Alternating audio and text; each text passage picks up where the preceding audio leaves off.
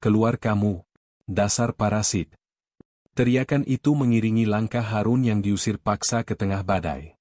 Istri dan mertuanya membuangnya bak sampah karena ia dianggap pengangguran tak berguna. Namun, saat harga dirinya diinjak, sebuah BMW mewah justru berhenti di hadapannya.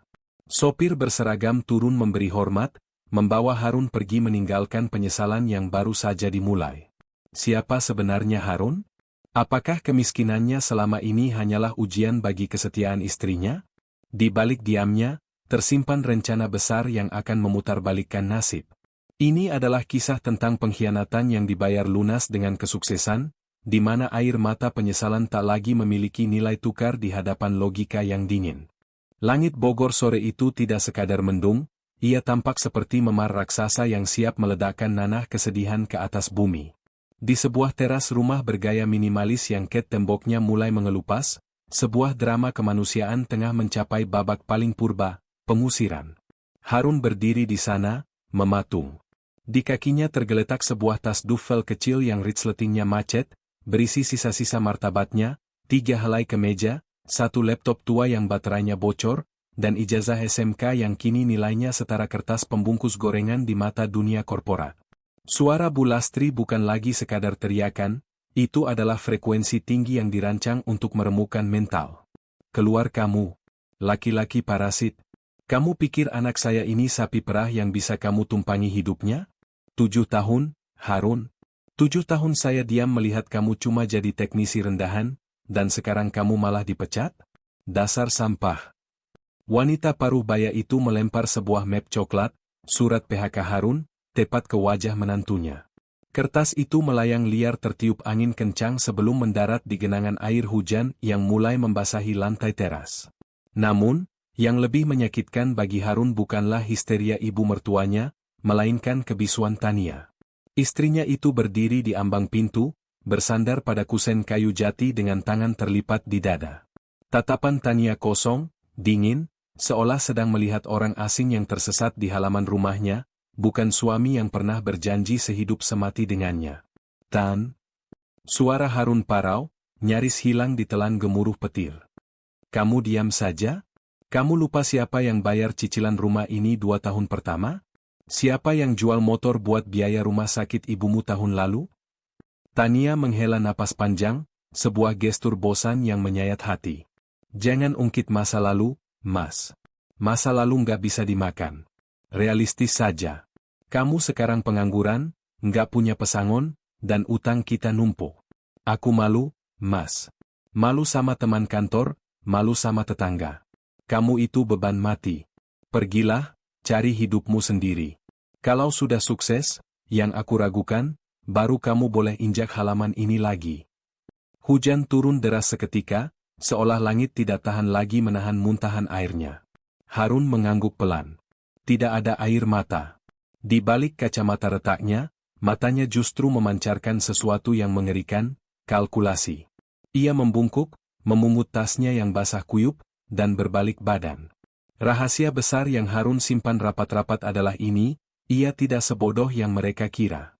Pemecatannya bukanlah karena ketidakmampuan, melainkan karena ia menolak menjual paten sistem coding yang ia kembangkan secara gerilya di sela-sela jam kerja pabrik. Ia sedang menguji loyalitas Tania, berharap cinta istrinya lebih besar dari saldo rekening. Sore ini, hipotesisnya terbukti salah total. Variabel cinta Tania bernilai 0 jika variabel uang tidak terpenuhi. Harun melangkah keluar pagar besi yang berkarat, membiarkan hujan menghantam tubuhnya yang ringkih. Ia berjalan gontai menyusuri trotoar, melewati tatapan mencemooh beberapa tetangga yang mengintip dari balik tirai jendela. Dunia terasa runtuh, tapi di dalam kepalanya, baris-baris kode pemrograman sedang tersusun ulang. Tiba-tiba, sebuah deru mesin halus membelah suara hujan. Sebuah sedan BMW seri 7 berwarna hitam metalik berhenti tepat di samping Harun, memercikan air genangan namun entah mengapa terlihat elegan. Kaca jendela belakang turun perlahan, menampilkan interior kulit berwarna beige yang hangat dan kontras dengan dinginnya dunia luar Harun. Pintu pengemudi terbuka. Seorang pria berseragam sopir turun dengan payung hitam besar, berlari kecil memayungi Harun seolah ia adalah diplomat negara, bukan gelandangan baru. Pak Harun, Tanya sopir itu hormat. Silakan masuk. Tuan Wahyu sudah menunggu.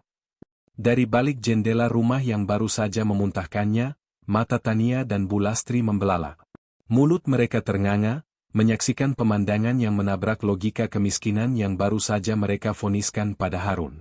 Sebuah seringai tipis, sangat tipis hingga nyaris tak terlihat, terukir di bibir basah Harun sebelum ia masuk ke dalam mobil mewah itu.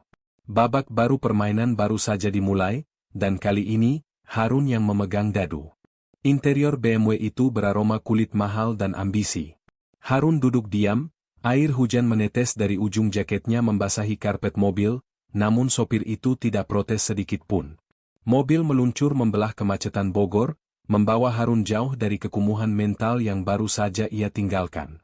Mereka berhenti di sebuah kompleks perumahan elit di kawasan Tanah Sareal, di depan sebuah rumah bergaya industrial modern dengan dinding beton ekspos dan kaca-kaca besar. Di dalam, Wahyu sudah menunggu.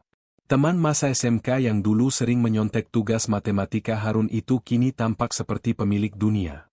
Ia duduk di sofa kulit Italia, menyesap espresso. Gila lu, Ran, Wahyu tertawa renyah, melempar handuk kering ke arah Harun.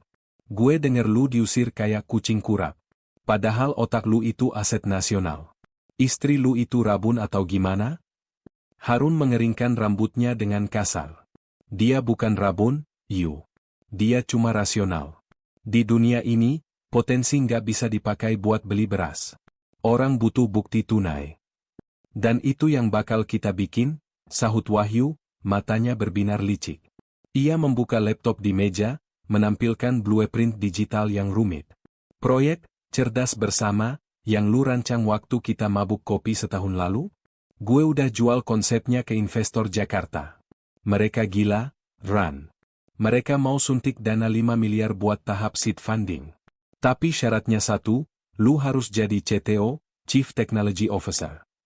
Mereka nggak percaya sama gue kalau soal teknis. Mereka maunya lu. Harun menatap layar itu. Cerdas bersama, bukan sekadar aplikasi edukasi biasa. Itu adalah platform belajar adaptif yang menggunakan AI untuk memetakan pola perilaku anak, mendeteksi kelemahan psikologis mereka, dan menciptakan kurikulum yang membuat kecanduan belajar. Sebuah teknologi yang brilian, namun secara etika berada di area abu-abu. Itu memanipulasi dopamin anak-anak demi nilai akademik. Gue butuh tempat tinggal, Yu. Gue butuh akses server. Dan gue butuh jaminan kalau nama gue nggak akan tenggelam di bawah bayang-bayang lu, kata Harun dingin. Suaranya tidak lagi mengandung keraguan seorang teknisi pabrik. Rumah ini kantor kita. Lantai 2 kamar lu. Saham kita bagi 60-40, gue 60 karena gue yang bawa duit. Fair? Wahyu mengulurkan tangan. Harun menatap tangan itu. Ia tahu Wahyu adalah oportunis. Tapi saat ini, Wahyu adalah satu-satunya sekoci di tengah laut lepas. Oke. Tapi gue mau satu hal lagi. Gue mau data pengguna kita nanti diintegrasikan sama algoritma prediksi sosial.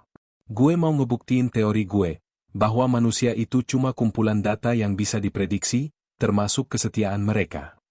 Wahyu tersenyum lebar, senyum predator yang menemukan mangsa sepadan.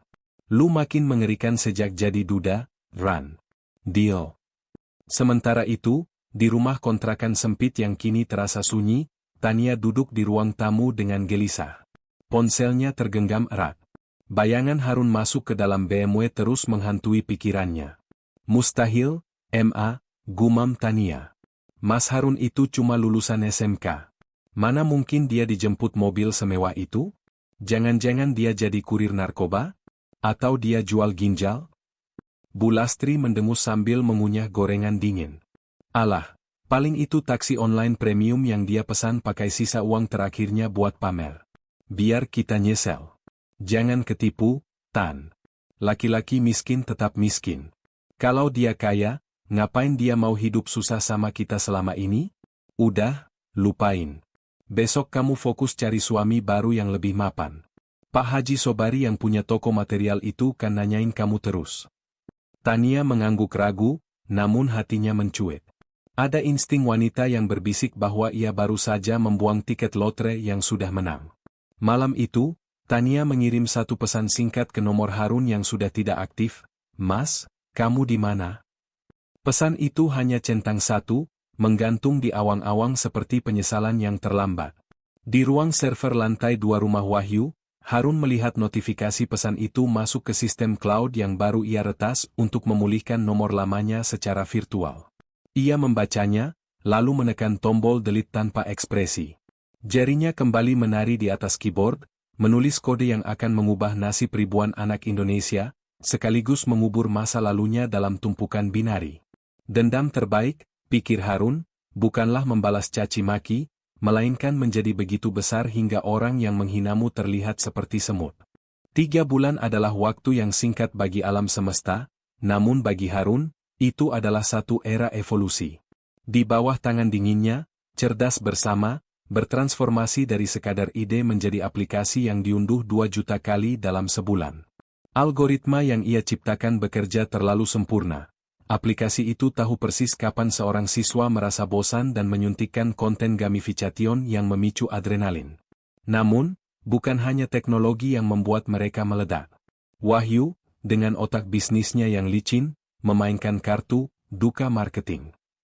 Tanpa sepengetahuan Harun secara detail, Wahyu membocorkan kisah latar belakang co-foundernya ke media. Artikel berjudul, "Diusir Mertua Saat Hujan, Kini Jadi Raja Startup Edukasi," menjadi viral di Twitter dan Instagram. Foto Harun yang sedang bekerja dengan wajah serius dan pakaian sederhana, yang sebenarnya adalah branding yang diatur, tersebar di mana-mana. Netizen Indonesia yang haus akan drama kemiskinan langsung menelan umpan itu bulat-bulat. Simpati mengalir deras, berubah menjadi angka unduhan dan valuasi perusahaan. Harun tahu ia sedang dieksploitasi oleh narasi Wahyu, tapi ia membiarkannya. Ia menikmati ironinya. Penderitaannya di tangan Tania kini menjadi mesin uang. Setiap kali orang menghujat, mantan istri durhaka, di kolom komentar, saham valuasi mental Harun naik. Di sisi lain kota, kehidupan Tania dan Bulastri justru terjun bebas. Pemecatan Harun ternyata berdampak domino. Listrik rumah sering mati karena Tania lupa token listrik dulu selalu diurus Harun. Keran air yang bocor kini menjadi air bah karena tidak ada yang bisa membetulkannya, dan memanggil tukang ternyata mahal. Gaji Tania sebagai admin habis hanya untuk menutupi gaya hidup ibunya yang menolak turun standar. Puncak ketegangan terjadi saat Bu Ririn, tetangga yang paling nyinyir, datang bertamu dengan membawa tablet. "Jeng Lastri, Tania, lihat deh," kata Bu Ririn dengan senyum palsu. "Ini Harun kan? Mantan mantumu? Masuk berita nasional loh. Katanya valuasinya, aduh berapa nol ini, ratusan miliar?" Dia diundang seminar di Universitas Indonesia sama menteri. Wajah Bulastri pucat pasi, seolah darahnya disedot habis oleh vampir kenyataan. Ia merebut tablet itu. Di layar, Harun berdiri di samping Rektor UI, mengenakan kemeja batik sutra yang terlihat mahal, tersenyum wibawa. Judul beritanya menohok, "Revolusi Pendidikan dari Tangan Teknisi yang Terbuang." Ini nggak mungkin, desis Bulastri. Tangannya gemetar hingga tablet itu nyaris jatuh. "Ini pasti editan. Atau dia nipu orang." Tania merasa lututnya lemas. Ia mengenali kemeja itu. Itu kemeja yang dulu pernah Harun minta belikan saat diskon, tapi Tania tolak mentah-mentah karena jelek. Sekarang kemeja serupa, namun versi desainer, membalut tubuh pria yang ia usir. Ini beneran?" Suara Tania bergetar menahan tangis. "Teman-temanku di kantor juga ngomongin aplikasi ini. Bosku bahkan mau kerjasama sama perusahaannya Harun." Kita salah besar. Kita udah buang berlian ke tempat sampah." "Diam kamu," bentak Bulastri, menutupi rasa malunya dengan amarah. "Kita harus datangi dia.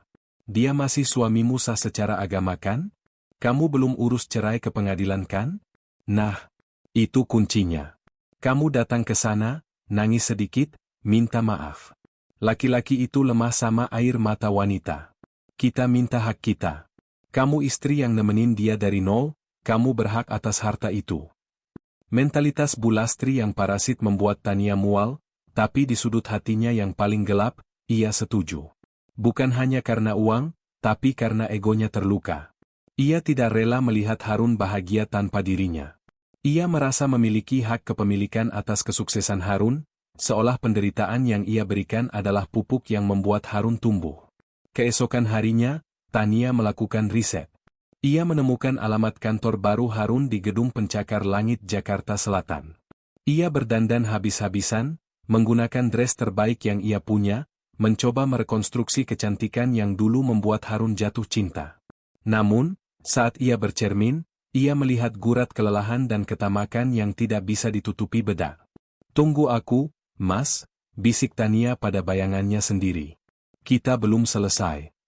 Di kantornya yang berdinding kaca, Harun berdiri menatap hiruk-pikuk Jakarta dari lantai 40. Wahyu masuk membawa berkas. "Istri lu, ralat, calon janda lu, baru aja nelepon resepsionis. Dia mau datang besok. Dia bilang urusan keluarga darurat." Harun tidak menoleh. "Biarkan dia datang.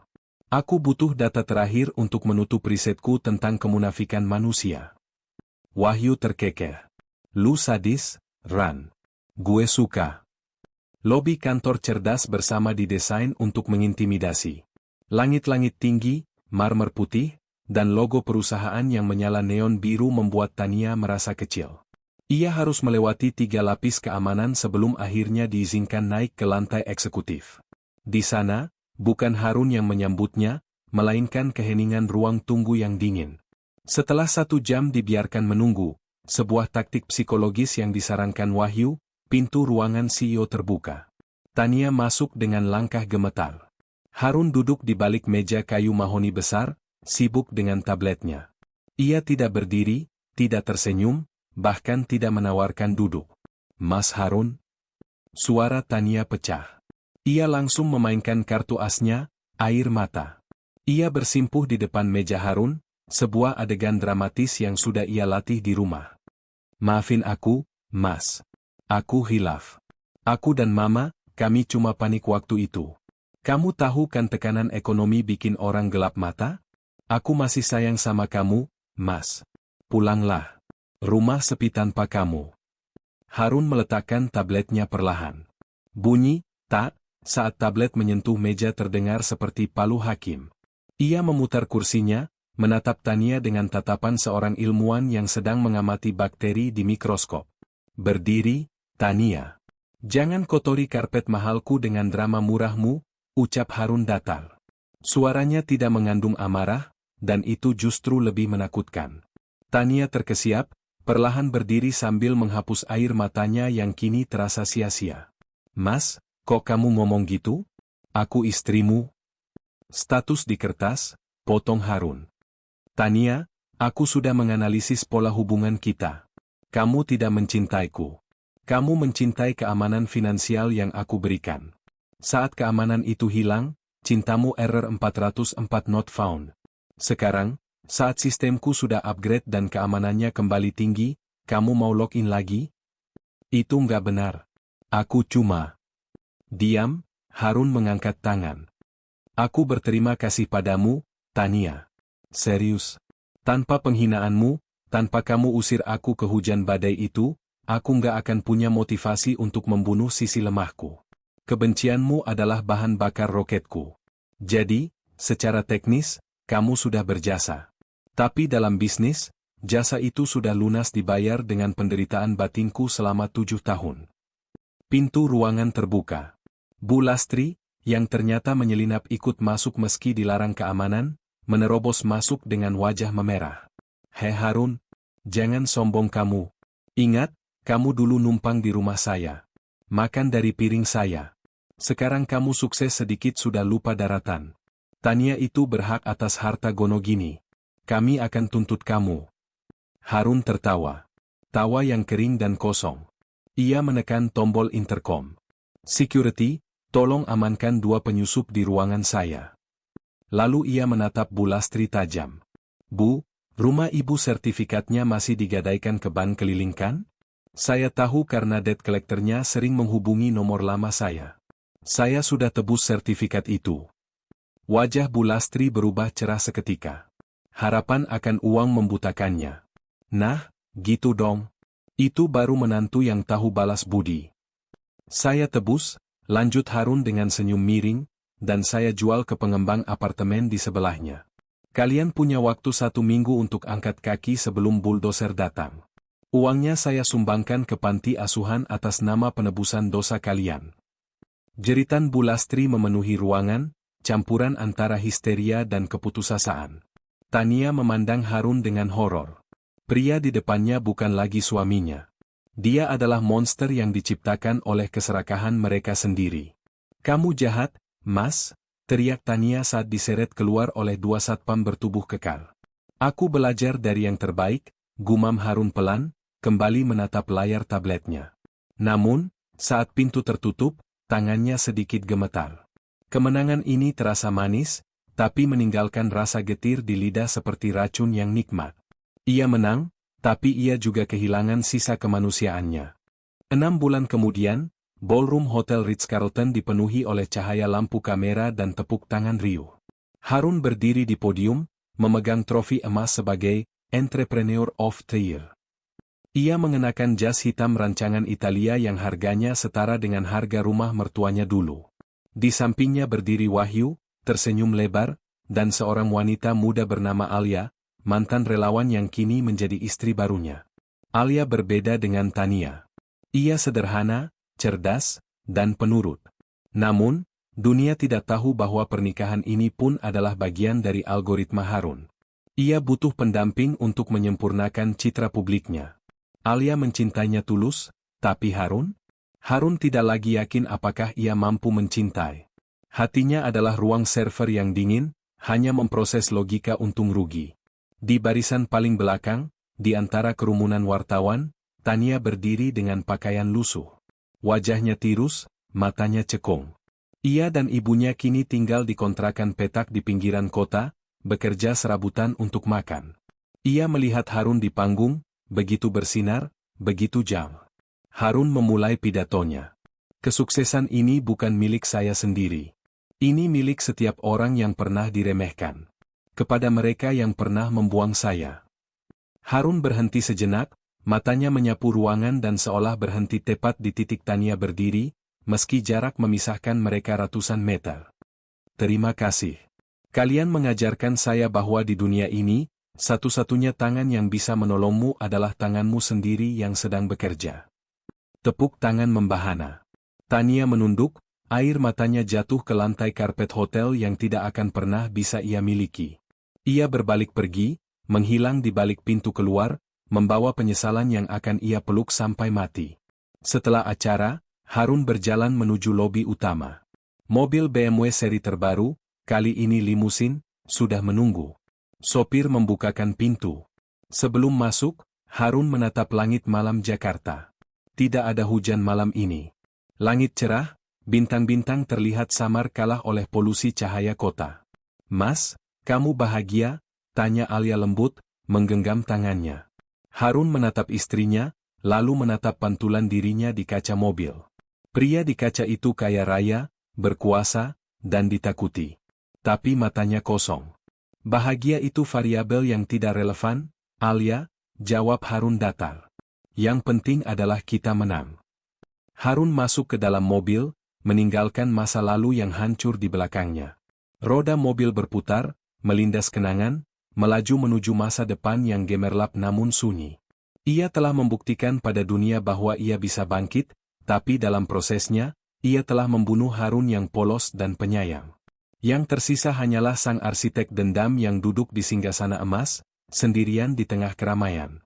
Dan mungkin, itulah harga sebuah kontroversi, kau mendapatkan dunia, tapi kau kehilangan jiwamu. Harun kini berdiri tegak di puncak kesuksesan, bukan lagi sebagai suami yang terbuang, melainkan sosok terhormat yang disegani dunia, meninggalkan Tania dan ibunya yang kini harus hidup berdampingan dengan penyesalan abadi di balik pintu masa lalu yang telah terkunci rapat. Kisah ini memberikan tamparan keras sekaligus hikmah mendalam bagi kita, bahwa kesetiaan sejati diuji saat pasangan tidak memiliki apa-apa, dan jangan pernah meremehkan seseorang karena roda kehidupan terus berputar. Seringkali balas dendam terbaik bukanlah kemarahan, melainkan menjadi begitu sukses hingga kita tak lagi terjangkau oleh mereka yang pernah menyakiti. Meskipun kisah ini adalah fiksi yang dikemas serealistis mungkin, nilai-nilai di dalamnya sangat nyata dan relevan untuk dijadikan pelajaran hidup. Terima kasih banyak telah menonton dan menemani perjalanan transformasi Harun hingga detik terakhir.